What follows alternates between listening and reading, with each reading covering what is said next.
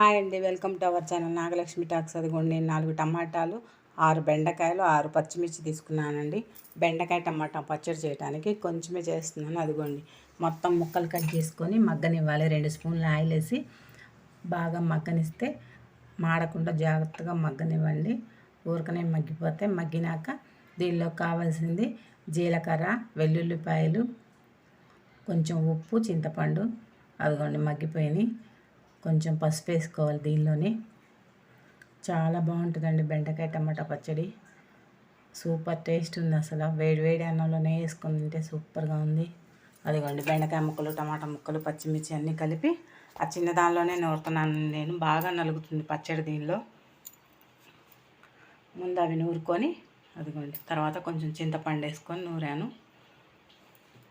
అదిగోండి, నూరుకున్నాక కొంచెం చింతపండు వేసి అది కూడా నూరుకోవాలి. తర్వాత అదిగోండి, అది కూడా వేసి నూరుకొని తర్వాత వెల్లుల్లిపాయలు, జీలకర్ర, ఉప్పు పక్కన పెట్టాను కదా రెడీగా, అది కూడా వేసుకొని నూరుకోవాలి. రోటి పచ్చడి అంటే అట్లా కచ్చా పచ్చిగా నూరుకుంటేనే బాగుంటుంది. పచ్చడి టేస్ట్ ఉంటుంది. మిక్సీలో అయితే మెత్తగా ఉంటుంది కదండి, ఇట్లా నూరుకుంటేనే బాగుంటుంది. అదిగోండి,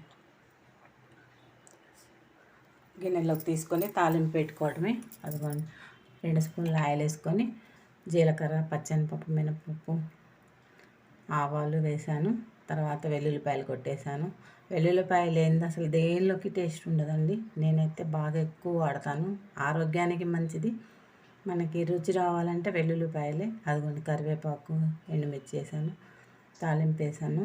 సూపర్గా ఉందండి. మీరు కూడా ఒకసారి ట్రై చేయండి. ప్లీజ్ సబ్స్క్రైబ్ చేయండి, లైక్ చేయండి, షేర్ చేయండి.